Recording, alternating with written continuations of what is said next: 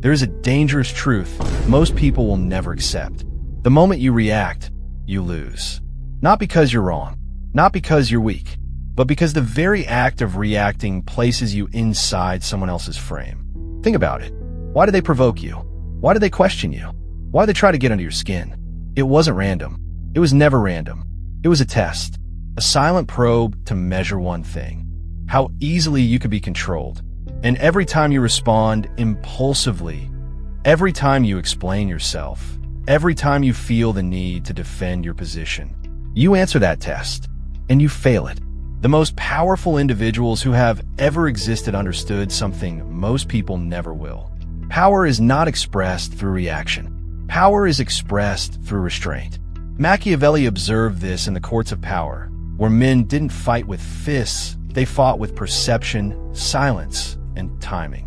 Because the one who reacts is predictable, and the predictable are controllable. So the question becomes uncomfortable, but necessary. How many of your reactions were never really yours? How many were triggered, conditioned, engineered by someone who understood your emotional weak points better than you did? This is where the illusion breaks. You were taught that explaining yourself is clarity, that reacting is confidence, that defending your name is strength. But in reality, it is exposure. Every explanation reveals your need for validation. Every reaction exposes your emotional triggers. Every defense signals that something got to you. And once someone knows what gets to you, they own a piece of you. Law 1, never react to provocation. Provocation is not an attack. It is an invitation to step into a game you didn't create with rules you don't control. The moment you react, you accept those rules. But when you don't, something far more powerful happens. You create a void, and the human mind is not built to handle absence. It craves response. It demands closure. It needs feedback. When none comes, it begins to collapse inward. They start questioning themselves. Did it work? Did they even care? Am I irrelevant? Silence becomes pressure, and pressure breaks people faster than confrontation ever could. Law 2, never explain your intentions. Explanation feels honest. It feels transparent. It feels right, but psychologically, it lowers your position. Because the one who explains seeks approval, and the one who seeks approval is already beneath the one judging. Powerful individuals do not rush to clarify themselves. They let ambiguity do the work. Because ambiguity creates tension, and tension creates attention. The less people fully understand you, the more they think about you. And the more they think about you, the more influence you gain without effort. Law 3, ignore strategically, not emotionally. Most people confuse ignoring with avoidance. But there is a difference. Avoidance is weakness. It comes from fear. Strategic ignorance is dominance. It comes from choice.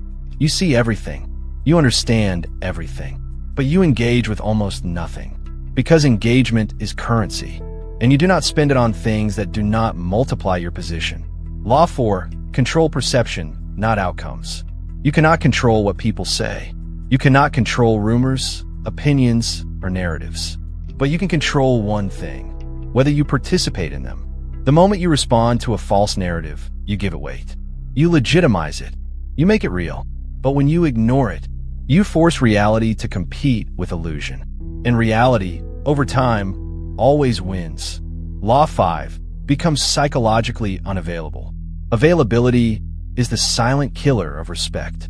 The more accessible you are, the less valuable you become. Not because people are cruel, but because the human mind is wired to discount what is always within reach.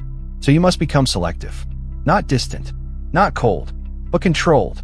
Your presence should feel earned, not guaranteed. And when people feel they can't fully access you, they begin to value you. Law 6, let others reveal themselves.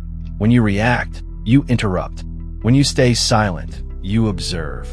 And observation is power, because people, when given space, expose everything. Their intentions, their insecurities, their strategies. Most people don't need to be confronted. They just need to be given enough time to expose themselves. Law 7, detach from the need to be understood. This is where most people fail. They want to be seen correctly. They want to be validated. They want others to get them.